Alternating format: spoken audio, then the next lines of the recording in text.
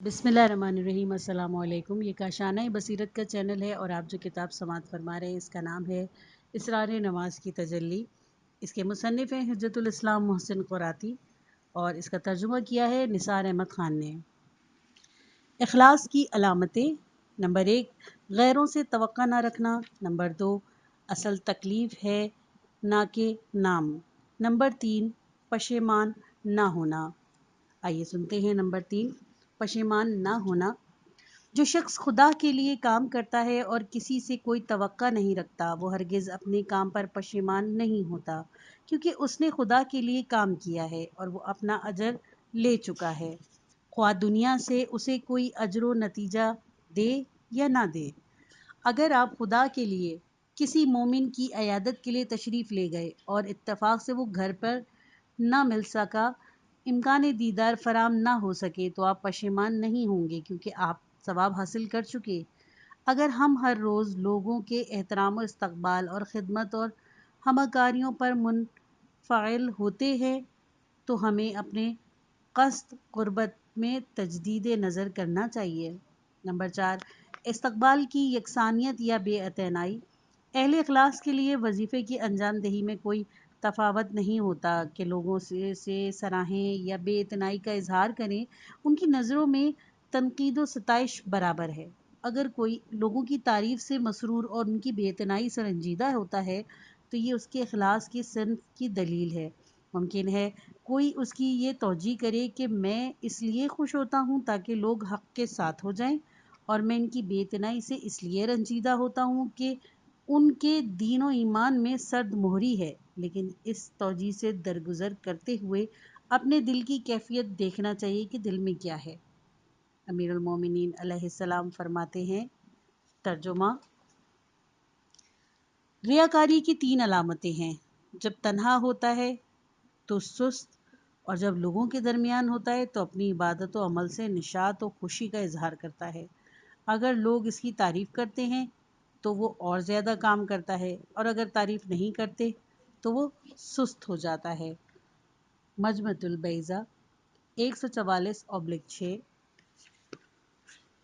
खुदा बंदा आलम हमें ऐसी ख़तरनाक बीमारी से महफूज रखे और हम इस डॉक्टर की तरह ना हो जाएं कि जो एक मर्ज़ का स्पेशलिस्ट हो और ख़ुद इसी में मुब्तला होकर मर जाए। कि कहीं ऐसा ना हो कि हम इखलास के बारे में किताबें वगैरह लिखें, लेकिन ख़ुद रिया और शिर्क के साथ दुनिया से सफ़र करें। नंबर 5, अमल में यकसानियत। मुखलिस इंसान वजीफ़ा व तकलीफ़ व इलाही का साख्ता है, न फ़िज़ा व माहौल की पैदावार, न ही उसका मुरक्का। इस बिना पर जो उसकी तकलीफ़ है उसके मुस्तकिल तौर पर बजा लाता है और इस अमल की तकरार करता रहता है, यहाँ तक कि वो 1000 मरतबा बजा लाने से भी कबीदा खातिर और सुस्त नहीं होता। मुमकिन है ज़ोफ़ और बुढ़ापे की वजह से वो कम अमल करे, लेकिन इसकी निशात व मुसर्रत में इससे कमी वाक़या नहीं होती। नंबर 6, माल व मकाम का रुकावट न बनना।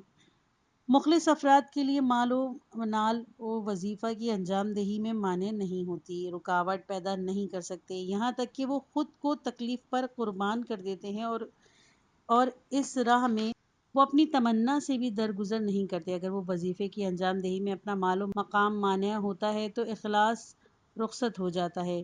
कुरान कहता है, अगर तुम्हारे माँ बाप, भाई, बेटे और बीवियाँ, माल, तिजारत और अच्छी रिहाइशगाह तुम्हारी नज़र में खुदा और रसूल सल्लल्लाहु अलैहि वसल्लम और राह खुदा में जिहाद से ज़्यादा महबूब हैं, तो खुदा के अज़ाब के मुंतज़िर रहो। सूरह तौबा आयत नंबर 23। मुखलिस इंसान ज़मान व मकान और हमसरो मस्कन के ख़यालों का असीर नहीं होता, वो तो खुदा की रज़ा को देखता है। कहते हैं कि घोड़ा सवार नदी के किनारे पहुंचा, उसने लाख चाहा कि घोड़ा पानी में डाल दे, लेकिन घोड़े ने पानी में कदम न रखा। फिर सवार खुद पानी में दाखिल हुआ और घोड़े की लजाम खींचने लगा। घोड़े ने फिर अपनी जगह से हरकत न की। एक हकीम भी वहां मौजूद था। वो कहने लगा, तुम घोड़े पर सवार हो जाओ और तुम्हारे हाथ में जो बेलचा है उससे पानी को गदला कर दो कि इससे घोड़ा पार हो जाएगा। उसने ऐसा ही किया और घोड़ा ने नदी उबूर कर ली। گھڑ سوار نے حکیم سے اس کی وجہ دریافت کی۔ حکیم نے کہا، گھوڑا پانی میں اپنا عکس دیکھ رہا تھا اور وہ اپنے عکس پر قدم نہیں رکھنا چاہتا تھا، لیکن جب اسے مٹی مل گئی تو عبور کر لیا۔ جی ہاں، جو لوگ خود بین اور مال و مقام سے علاقہ رکھتے ہیں اور انہی سے سروکار رکھتے ہیں، وہ مخلص نہیں بن سکتے، کیونکہ اخلاص کی راہ میں تمام چیزوں سے درگزر کرنا پڑتا ہے۔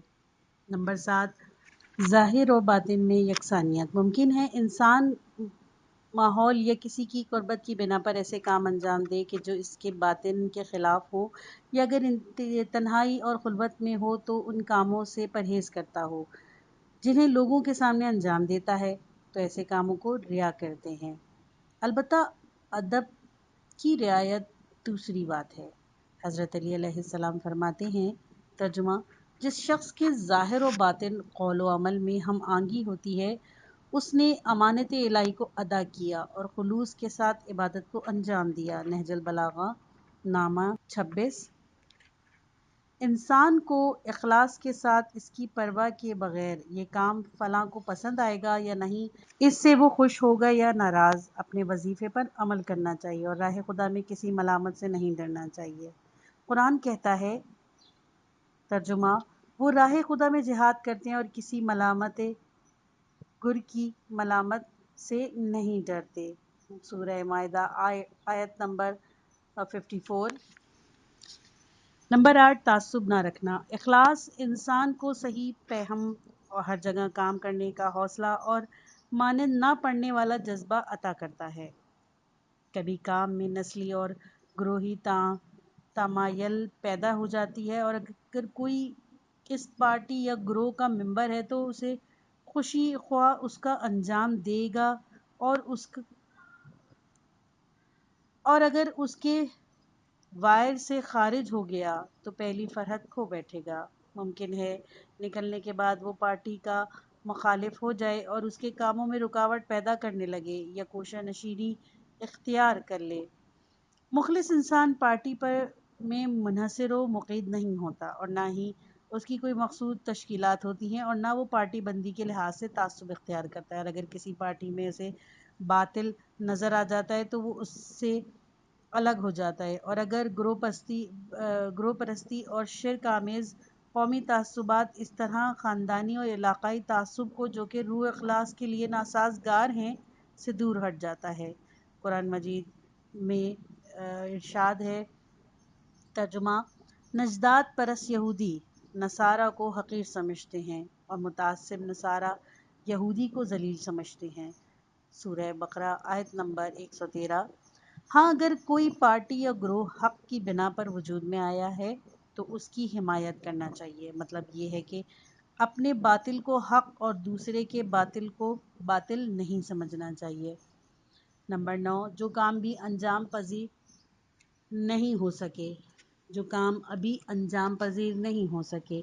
اگر خلوص و دل سوزی ہوتی ہے تو انسان چھوٹ جانے والے لازم کاموں کی انجام دہی کی بھی کوشش کرتا ہے، کیونکہ وہ اس کے خلا کو محسوس کرتا ہے، اور دوسرا کوئی ان کے اس لیے کام انجام نہیں دیتا کہ ان میں یا تو نام و نمود محسوس نہیں کرتا یا پھر انہیں مہم نہیں سمجھتا۔ مثلاً ایک عمارت کے لیے شیشے، الماریاں اور پردے ضروری ہوتے ہیں، اسی طرح حمام اور بیسن وغیرہ بھی۔ اسی طرح ایک دسترخوان کے لیے غذا اور گوشت وغیرہ ضروری ہوتے ہیں، اور نمک وغیرہ بھی۔ مخلص انسان چھٹے ہوئے کاموں کی بجاوری میں سبکی محسوس نہیں کرتا، اور نہ ہی وہ کام اس کی بزرگی و بڑے پن کے لیے مضر ہوتے ہیں۔ خداوند عالم کبھی چھوٹے کاموں ہی کے ذریعے برکت و بزرگی عطا کرتا ہے۔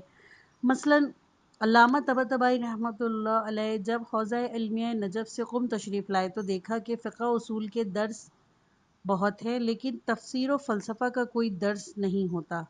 آپ نے ان دونوں کو پڑھانا شروع کیا، ہرچند بعض لوگوں نے ان پر اعتراض کیا کہ یہ کام آئندہ مرجعیت کے لیے سازگار نہیں، لیکن انہوں نے ان کی ضرورت اور مصلحت کے پیش نظر حوزے میں تفسیر و فلسفے کا کام جاری رکھا اور المیزان تالیف کی۔ ہاں، لطف و خدا کا مخلص افراد کا شامل حال ہوتا ہے، نہ کہ نام و نمود والے اور ریاکاروں کے ساتھ۔ نمبر 10، خطا سے باز رہنا۔ جو لوگ اپنے مشتبہ کاموں پر بے شرمی کے ساتھ اڑے رہتے ہیں وہ کبھی مخلص نہیں بن سکتے، کیونکہ مخلص انسان جب یہ سمجھ لیتا ہے کہ اس راہ سے بہتر راہ موجود ہے تو وہ غلط راہ سے ہٹ جاتا ہے اور یہ اپنے کام کو جاننے والے کے سپرد کر دیتا ہے۔ اور بہت سے لوگ ایسے ہیں کہ جو ایک مدت تک غلط راستے پر گامزن رہتے ہیں، لیکن جب ان پر یہ آشکار ہو جاتا ہے کہ یہ غلط راستہ ہے تو بھی وہ اس سے نہیں ہٹتے اور اس ہٹنے کو وہ ایک شکست سمجھتے ہیں، حالانکہ گناہ پر مصر رہنا خودکش فاش ہے۔ مخلص لوگوں میں روح کی بلندی، سینے کی کشادگی ہوتی ہے، ان کا بزرگانہ روش انہیں پست اور حقارت والے کاموں سے باز رکھتی ہے۔ اخلاص کا نتیجہ، انسان کا خدا سے مخلصانہ ارتباط ضمیر کی نوازیت، صفائے باطنی اور بصیرت کے وجود سے ہوتا ہے کہ جو انسان کی زندگی کے پیچ و خم، مشکلات و رکاوٹ میں انسان کی ہدایت کرتا ہے۔ حضرت علی علیہ السلام فرماتے ہیں، جب خلوص دل میں جاگزی ہوتا ہے تو نورانیت و دانائی بھی اس کے ساتھ ساتھ آتی ہے۔ فہرست غر الحکم خلص، صفحہ نمبر 93۔ یہ وہی فرقان ہے جس کو قرآن تقوی کا نتیجہ قرار دیتا ہے، نیز فرماتا ہے اگر تم تقوی اختیار کر لو تو خدا تمہارے لیے ایک نور قرار دے گا کہ جس کی روشنی میں تم راستہ چل سکو گے۔ سورہ انفال آیت نمبر 29۔ اخلاص و تقوی اور خواہشات نفس سے اجتناب میں یہ صلاحیت ہے کہ وہ انسان کی روشن فکری اور حق بینی میں اضافہ کرتا ہے اور انسان کو جہل و شرک اور ہوائے نفس کی تاریکی سے نکال کر نور و توحید اور علم کی فضا میں لے آتا ہے۔ صاحب تقوی کا معیار و راستگار ہے۔ اخلاص کی بہت قیمت ہے لیکن بہت دشوار ہے۔ امام سجاد علیہ السلام ماہ رمضان کی دعائے سحر میں خدا سے دعا گو ہیں، خدایا میرے دل کو نفاق سے اور عمل کو ریا سے پاک فرما۔ حضرت امام حسین علیہ السلام دعائے عرفہ میں فرماتے ہیں، میرے عمل میں اخلاص قرار دے۔ معاشرے میں اخلاص، وہ اخلاص مطلوب و دارشمند ہے کہ جو معاشرے میں اور لوگوں کے درمیان ہو، جس میں اجتماعی فعالیت ایک غلط گروہ اسے اخلاص کو لوگوں سے دور گوشہ تنہائی میں تلاش کرتا ہے۔ خداوند عالم خالص و خوشگوار دودھ کو غذا اور خون کے درمیان سے نکالتا ہے۔ سورہ نمل آیت نمبر 66۔ مخلص انسان کو بھی چاہیے کہ وہ معاشرے کی آلودگیوں اور ناپاکیوں سے اپنے آپ کو محفوظ رکھے اور اپنے عمل و نیت کو ریا کی آلائش سے پاک کر کے سرخ روح ہو جائے، کیونکہ یہی اخلاص ارزشمند و مہم ہے۔ مخلص انسان اپنے کو خدا کے سپرد کر دیتا ہے اور اپنے دل کو اس کی محبت کا مرکز بناتا ہے اور مقصد الہی کو اپنے تمام اعمال کا حاکم بنا دیتا ہے اور اس طرح وہ عزت و سربلندی حاصل کر لیتا ہے۔ نماز کی ابتدا، نیت کے بعد کہ جو عبادت کو خدا کے لیے انجام دینے کا ارادہ اور نماز پروردگار کے تقرب کے قصد سے پڑھی جاتی ہے۔ ہم نماز میں داخل ہوتے ہیں حضور قلب، روح کی آمادگی اور پروردگار پر کامل توجہ کے ساتھ ہم تکبیر کہتے ہیں۔ یہ توجہ اور حضور قلب نماز کی روح ہے۔ اللہ اکبر۔ خداوند عالم ہمارے فکر و خیال سے بزرگ و برتر اور ہمارے قلم و بیان کی توصیف سے بلند ہے۔ اس کی عظمت ہمارے تصور و ادراک سے کہیں زیادہ وسیع ہے۔ جو چاہتا ہے وہ اس وقت انجام پذیر ہو جاتا ہے، اس کے حکم کی اطاعت کی جاتی ہے، دنیا اور انسان کو عدم سے وجود میں لایا جاتا ہے، سب کو روزی دی ہدایت کی اور سب کی بازگشت اس کی طرف ہے اور سب جاندار و غیر جاندار کی زندگی اس کے قبضہ قدرت میں ہے۔ وہی عزت عطا کرتا ہے، وہی ذلت دیتا ہے، وہ بے نیاز ہے، وہ اور سب اس کے محتاج ہیں۔ رحم مادر میں انسانوں کی تصویر بناتا ہے، ہدایت گر طبیعت کو ان کی فطرت میں ودیعت کرتا ہے، بیماریوں سے شفا عطا کرتا ہے، ناتواں کو قوت بخشتا ہے۔ اس کے سوا ساری مخلوق فنا ہونے والی ہے۔ قیامت میں حساب و کتاب، جزا و سزا سب اسی کے ہاتھ میں ہے۔ اس روز معلوم ہوگا کہ سب کچھ اسی کے قبضۂ قدرت میں ہے، دوسرے کچھ نہیں کر سکتے، اور جو لوگ اس کے علاوہ غیروں کے سامنے ہاتھ پھیلاتے ہیں وہ خسارہ اٹھانے والوں میں ہیں۔ یہ تمام اوصاف قرآن کی آیت سے ماخوذ ہیں۔ ہماری نماز ایسے ہی عظیم خدا کے نام سے شروع ہوتی ہے۔ نیت کے بعد ہم تکبیر الاحرام کہتے ہیں اور وارد نماز ہوتے ہیں۔ اللہ اکبر، اللہ اکبر بلند نعرہ اور ہمارے عقیدہ و مذہب کی بلندی کا اعلان کرتا ہے۔ نماز اللہ اکبر کے ساتھ شروع ہوتی ہے اور رحمت اللہ پر ختم ہوتی ہے۔ وہ نماز کہ جس میں حضور قلب اور زبان سے توصیف و ثنا ہے، حمد و ذکر کو بھی ہم اپنے کانوں سے سنتے ہیں، پورے بدن اور اعضاء کی حرکت کے ساتھ عبادت میں مشغول ہو جاتے ہیں۔ نماز کا آغاز اللہ کے نام سے ہوتا ہے۔ ہم بت پرستوں، مسیحوں، طاغوتیوں کی طرح یا عیسیٰ علیہ السلام یا بادشاہوں کے نام سے کسی بھی کام کا آغاز نہیں کرتے۔ یہ اللہ اکبر نماز میں ایسا نعرہ ہے جو باطل و پوچھ طاقتوں کے بطلان پر خط کشی کرتا ہے۔ روزانہ کی واجب و مستحب نمازوں میں 85 بار یہ نعرہ دہرایا جاتا ہے۔ نماز سے پہلے اور نماز کے بعد بھی مختلف عنوان کے ساتھ مستحب ہے کہ اللہ اکبر کہا جائے۔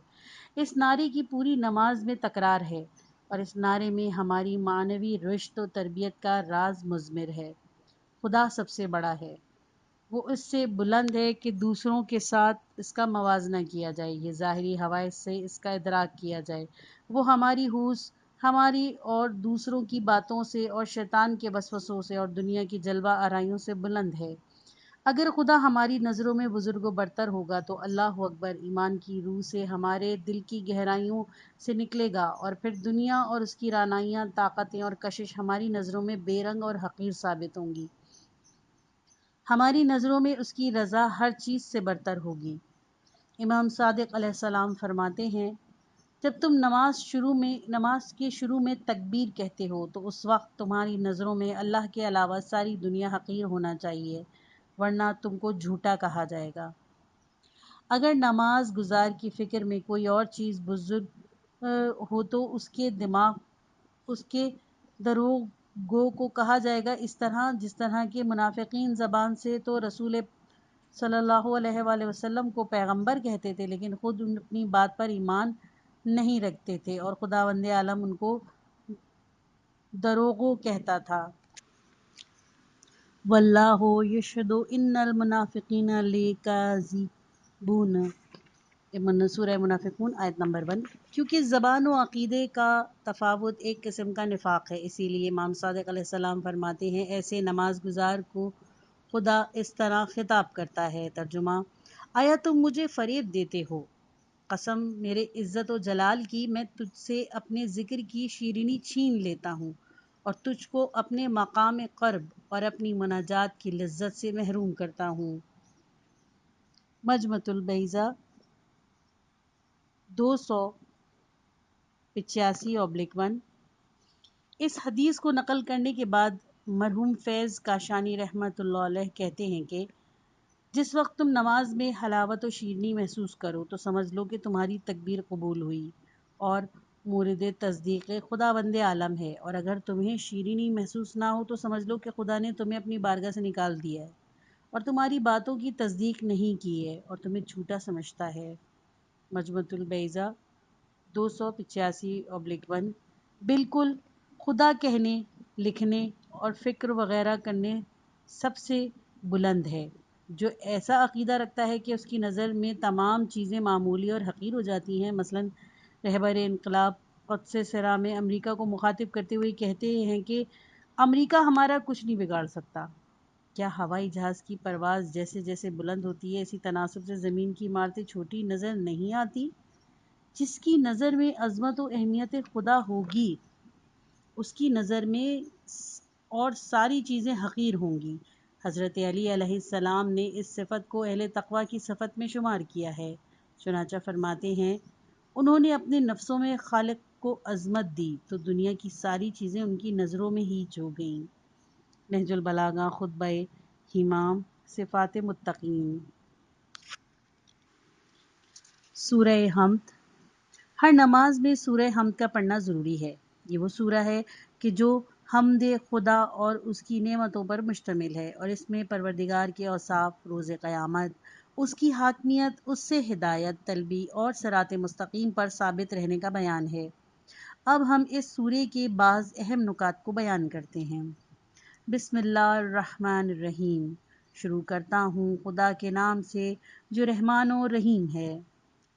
جس خدا کا لطف عام ہے، جس کی محبت میں دوام ہے، اس کے غیر کے ہاں یہ لطف نہیں ہے، اس میں دوام نہیں ہے، یا ان کا لطف عام نہیں ہے، یا ان کا مقصد مہربانی نہیں ہے، لیکن خدا کے ہر فعل میں مہربانی ہے، یہاں تک کہ اس کا پیدا کرنا بھی لطف و مہربانی کی بنیاد پر ہے۔ ارشاد ہے، ترجمہ: علاوہ ان کے جن پر خدا نے رحم کیا اور انہیں بھی رحم ہی کے لیے پیدا کیا۔ سورہ ہود آیت نمبر 119۔ اگر بعض لوگوں کے شامل حال رحمت خدا نہیں ہوتی تو انہی کی وجہ سے اگر دریا کا پانی گیند میں نہیں سماتا تو اس میں دریا کا قصور نہیں ہے بلکہ گیند میں کوئی راستہ نہیں ہے۔ اگر دھوپ دیوار کے پار نہیں ہوتی تو اس میں سورج کی خطا نہیں ہے بلکہ دیوار میں قابلیت نہیں ہے۔ خدا کی رحمت پھیلی ہوئی ہے لیکن کبھی کبھی انسان باطل و فکر و عمل کی وجہ سے اپنے لیے رحمت کا دروازہ بند کر لیتا ہے۔ ہر کام کے شروع میں بسم اللہ پڑھنا خدا سے عشق، اس پر توکل، اس سے مدد چاہنا اور اس سے وابستگی رکھنے کا راز ہے۔ بسم اللہ مضبوطی کے ساتھ خدا سے رابطہ اور شیطانی وسوسوں سے بیزاری ہے۔ بسم اللہ تمام آسمانی کتابوں کے شروع میں تھی اور پیغمبروں کے تمام کاموں کی ابتدا خدا ہی کے نام سے ہوتی تھی۔ مثلاً حضرت نوح علیہ السلام کی کشتی کو حرکت میں لانے کے لیے فرماتے ہیں بسم اللہ مجریہا و مرسیہا۔ بسم اللہ پڑھنا انسان کو خدا کی حفاظت و پناہ میں لے جاتا ہے اور اس کے سیدھے راستے کی طرف ہدایت ہوتی ہے۔ سورہ آل عمران آیت نمبر 110۔ ترجمہ: اور جو خدا سے وابستگی اختیار کرتا ہے تو سمجھ لو کہ اسے صراط مستقیم کی ہدایت کر دی گئی۔ بسم اللہ خدا کی بندگی کی علامت ہے اور اس سے وابستگی کی دلیل ہے، یعنی اے خدا میں نے تجھے فراموش نہیں کیا، تیرے ہی نام سے ہر کام کا آغاز کرتا ہوں، تیری مدد سے شیطان کو بھگا دیتا ہوں۔ امام صادق علیہ السلام فرماتے ہیں بسم اللہ سوروں کا تاج ہے۔ تفسیر قرطبی جلد اول تفسیر بسم اللہ۔ اور رحمت و امان کی نشانی ہے۔ سورہ برات کے شروع میں اس لیے بسم اللہ نہیں ہے کہ اس میں کفار و مشرکین سے بیزاری ہے اور بیزاری میں رحمت نہیں ہوتی۔ تفسیر فخر رازی و مجموع البیان جلد اول تفسیر بسم اللہ۔ حدیث میں ہے کہ ہر ایک کام میں یہاں تک کہ شعر کی ایک بیت کو بھی بسم اللہ کے ساتھ لکھا کرو کیونکہ جس کام میں یاد خدا نہیں ہوتی وہ پورا نہیں ہوتا۔ تفسیر صافی 52/1۔ الحمد للہ رب العالمین۔ حمد و ستائش خدا سے مخصوص ہے جو عالمین کا پالنے والا ہے، جس کے جسم کی پرورش کے لیے خدا نے ان چیزوں تخلیقی نظام، زمین کی حرکت، سورج کی گردش، آب و ہوا اور دوسری مادی نعمتوں کو قرار دیا، اور روح کی پرورش کے لیے انبیاء علیہ السلام، آسمانی کتابیں، عبرت آموز تلخ و شیریں حادثات قرار دیے، بشر کی ہدایت کے لیے استوار مضبوط دین اور فطرت پر مبنی عقل کے مطابق قوانین بھیجے، زمین کو کبھی اپنی حجت سے خالی نہیں رکھا اور اپنی بے شمار مخفی و آشکار نعمتوں سے انسان کو سرفراز کیا۔ اگر نظام ہستی کی گردش میں ایک ذرہ بھی ادھر سے ادھر ہو جائے تو تباہی مچ جائے۔ خلقت کا مضبوط اور مستحکم نظام پہاڑوں میں، اگنے والی چیزوں میں، ایٹم و کہکشاں میں اور آب و خاک میں، موسم میں، شب و روز کے فاصلوں میں، بدنوں اور گوناگون طبیعتوں کے کارخانوں اور ان کی مختلف ہدایتیں، یہ سب پروردگار عالم کی ربوبیت کے مظہر ہیں۔ ہمارے بدن کا ہر ایک جز، ہمارے پیکر کے ہر ایک عضو میں حیرت انگیز پیچیدگی اور نظم و نسق ہے۔ آنکھ، کان اور قلب کی کیفیت اور تنفس کا نظام، اعصاب بدرک اور حواس خمسہ وغیرہ خداوند عالم کی عجیب تدبیر کی نشاندہی کرتی ہیں۔ افسوس ہے کہ انسان شکر کے بجائے کفران نعمت کرتا ہے۔ سورہ اسراء آیت نمبر 67۔ اور انسان بڑا ناشکرا ہے اور خدا سے قریب ہونے کے بجائے اعراض کرتا ہے۔ سورہ اسراء آیت نمبر 83۔ جب ہم انسان پر نعمت نازل کرتے ہیں تو اعراض کرتا ہے۔